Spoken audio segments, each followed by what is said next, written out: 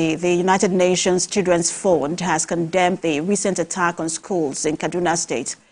Recall that bandits kidnapped over 250 pupils from both a secondary and primary school in Chukun local government area of Kaduna State on Thursday.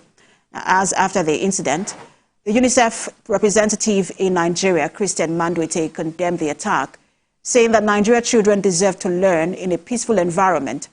The UNICEF country representative said schools are supposed to be sanctuaries of learning and growth, not places of fear and violence.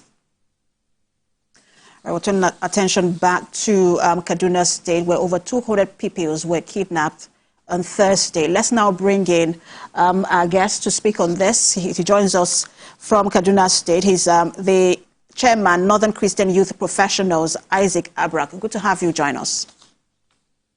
Thank you for having me. So this particular abduction is coming very close to the 10th year anniversary of the Chibok schoolgirls kidnap as well, which is going to be next month. What's your reaction to this particular abduction, and what statement does it make?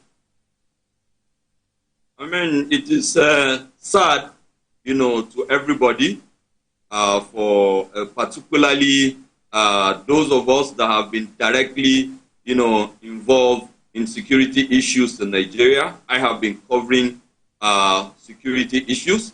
I was part of the people that covered the abduction of the Chibok girls.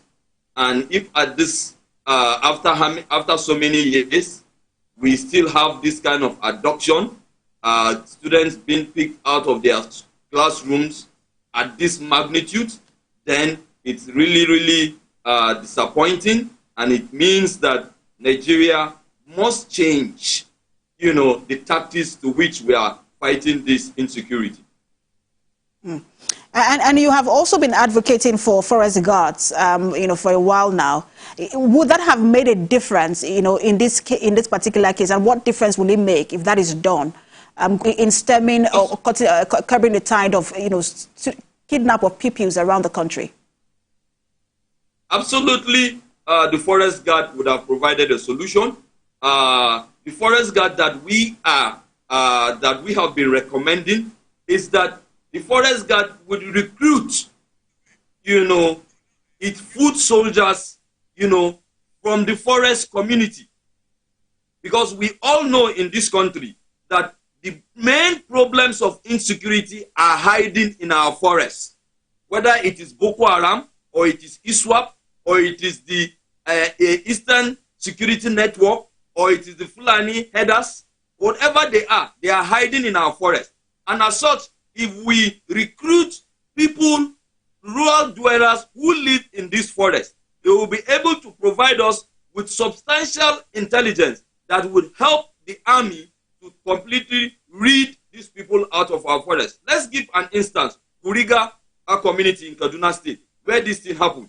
If the people of that community were involved, were part of the 7,000 Kaduna State security, Kaduna State Vigilante Security Service, patrolling that forest round the clock, they would have been able to pull out intelligence before these people even arrive.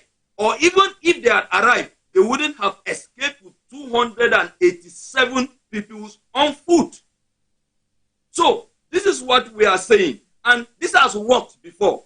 This was what the vice president did when he was governor of Kaduna State, back then in 2012, when Boko Haram was almost taking over Maiduguri city. He recruited the civilian joint task force, and these youths, use their deep knowledge of their terrain, to rid out Boko Haram elements from Maiduguri. Also, in Adamawa State, we used the hunters. It was these hunters that helped the military, to recover several local governments, including Hong, Song, Madagali, and many of them like that. So it is a system that Nigeria is aware. It is a system that the security, the army is aware about. So we are just saying, please, let us recruit the village people people who are living the governor has promised that every one of them will be rescued. We'll see how that plays out. The president has also given directive in that regard. Thank you so much for talking to us as always. Chairman, Northern Christian Youth Professionals, Isaac Abrak. Thank you for having me.